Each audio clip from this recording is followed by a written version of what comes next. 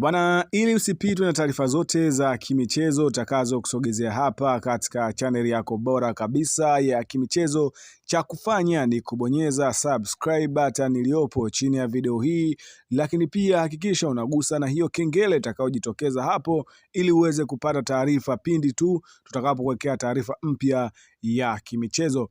Bwana, msimu huu ni msimu wa neema kweli kweli kwa mashabiki wa klabu za soka Simba na Yanga, ambapo msimu huu dabi ya Kariakoo itapigwa mara mbili ndani ya siku 4.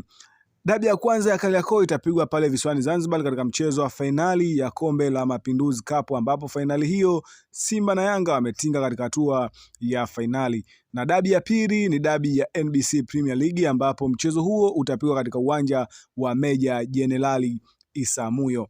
Bana, taarifa kubwa ambayo imetufikia siku ya leo ni kuhusu muamuzi atakayechezesha mchezo wa dabi ya Kariakoo baada ya malalamiko mengi na matukio mengi ya waamuzi kuweza kuikosesha klabu ya soka matokeo katika kipindi cha muda mrefu sasa, ambapo tumeweza kushuhudia Dahane Beida kutoka Mauritania kuwa refari wa kwanza kuchezesha mchezo wa dabi ya Kariakoo.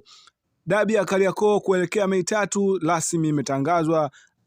Refari kutoka nchini Morocco, huyu si mwingine ni anaitwa Hamza El Faruku, ndio atasimama katikati kuiamua dabi ya Kariakoo akisaidiwa na Hamza N Nasli pamoja na Lassene Azikawa, wote kutoka Morocco.